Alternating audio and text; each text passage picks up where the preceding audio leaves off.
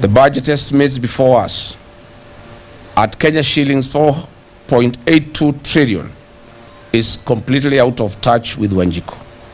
The projected revenue is about Kenya shillings 3.67 trillion, leaving a deficit of Kenya shillings 1.144 trillion. We have a clueless regime led by an elite cabal that continues to vomit on our feet and display their ill-gotten wealth. They are presenting to us, the people of Kenya, a budget with an intention to borrow Kenya shillings 3.13 billion per day. This, in simple terms, translates to an average borrowing spree of Kenya shillings 125 million per hour.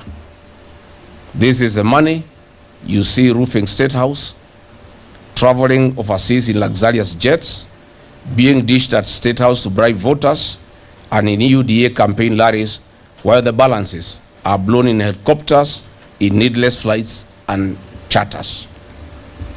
What if this money was channeled to our schools, hospitals, and road infrastructure to achieve a multiplier effect in the economy? Reports have shown that this government steals Kenya shillings 3 billion per day. Ironically, the same government borrows 3.14 billion per day. Why borrow to steal? Why can't you even steal less if at all you have to? What a regime. But first, we pose a fundamental question and state an undeniable fact. Over the last 4 years, the Ruto regime has taxed and illegally levied hardworking Kenyans a whooping 8.7 trillion Kenya shillings. Further, they have borrowed a whole 4.2 trillion Kenya shillings. Please show us the corresponding development projects. Where is the impact on Wanjiku? Fellow Kenyans, further, our country is trapped in a dangerous borrowing cycle. The Govt coalition government under the late President Mwai Kibaki, the greatest president of our time, borrowed Kenya shillings 1.3 trillion in 10 years. The Jubilee government under President Uhuru Kenyatta borrowed 6.7 trillion in 10 years.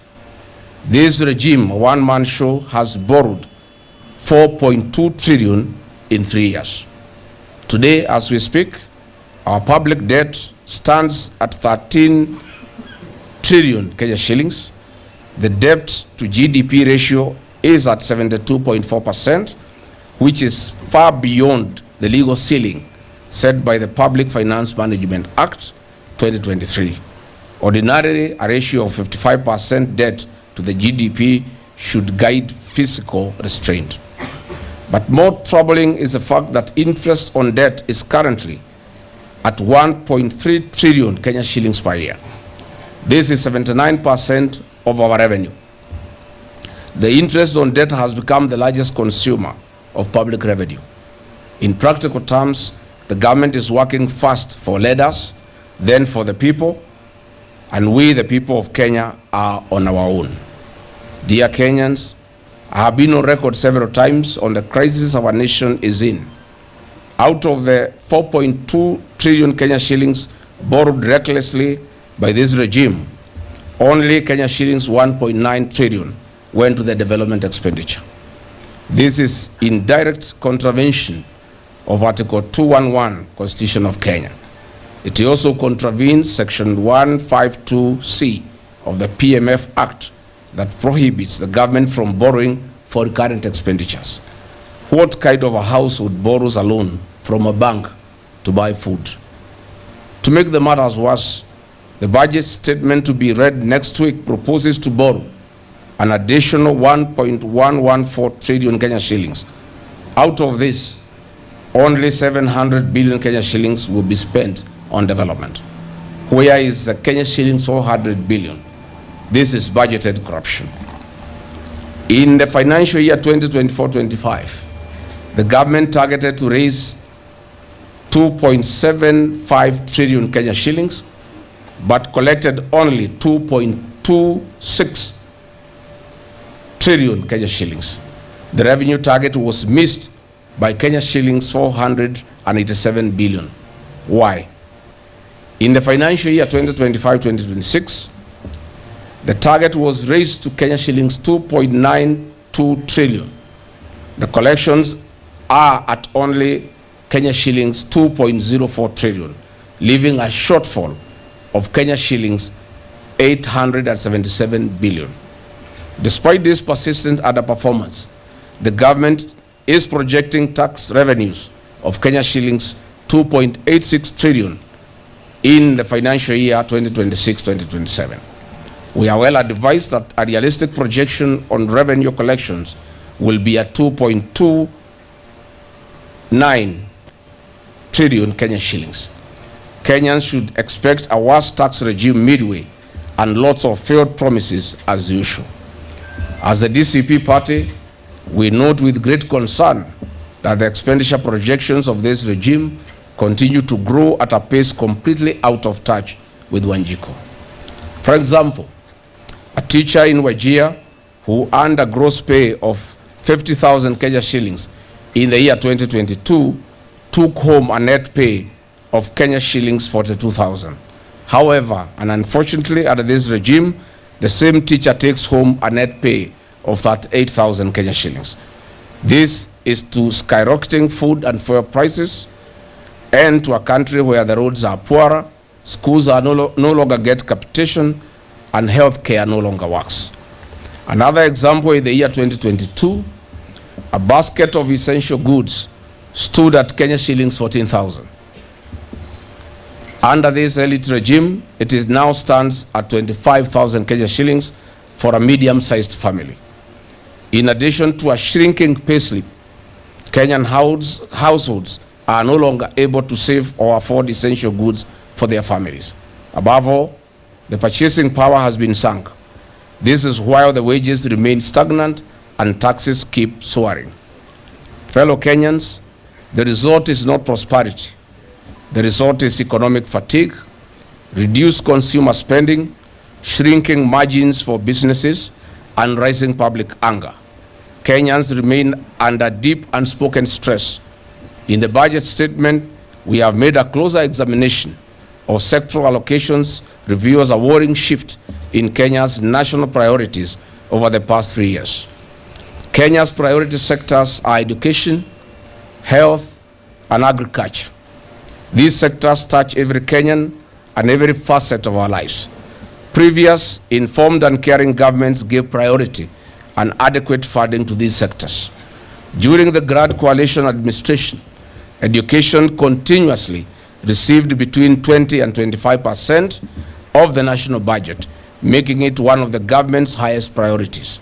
Under the Jubilee administration of President Uhuru Kenyatta, education remained a major priority, receiving between 24 to 27% of the national budget. Under Mr. William Ruto, education funding has fallen to 16.2% of the budget. This drop is felt directly by the parents who are being forced to pay for primary and secondary education, school, college, and university education. The gains made in free primary and free day secondary school education are all being blown into oblivion. What is the future of our children? Why is this regime at war with our children and our youth? Why are you killing our future?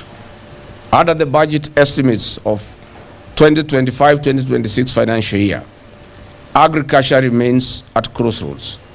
Traditionally, agriculture has been the backbone of our economy. The sector has been traditionally receiving between 4% to 6%. Under this regime, agriculture has been grossly defunded. Only 2% of the total budget has been allocated to this sector. This is despite the fact that this sector employs a majority of the population and remains the socio-economic backbone of our rural livelihoods. Mr. President, why are you defunding agriculture? Did you consult the over 7.1 million registered farmers and the 40% of the total population and nearly 70% of the rural workforce depending on agriculture? On matters health, the sector has historically received between 6 to 8% of the total budget. Unfortunately and painfully, under the current budget estimates, the sector has been allocated a portly 3.5% of the total budget. This is despite the fact that Kenyans are paying more taxes and higher share deductions than ever before. What is more important to citizens of any nation if not healthcare? A healthy nation is a wealthy nation. In any case, a nation's greatest resource is its people. These people must be healthy and productive. Despite suffocating critical sectors, the government continues to increase allocations to non-essential expenditures. The presidency and State House have continued to expand up to 17 billion in this year's budget. This is funding opulence and corruption. What does State House need Kenya shilling 17 billion for? Are there schools and hospitals in State House? Fellow Kenyans, between the 2022 to 2026, allocation to the security docket steadily rose from Kenya shillings 318 billion to Kenya shillings 567 billion, an increase of Kenya shillings 249 billion without corresponding improvement in securing the people of Kenya and our territory. Why this sharp increase? Why do we still have Jubilant forces still occupying Mandera County and harassing Kenyans? Why are goons working alongside the National Police Service? In recent months, the government has continued to channel billions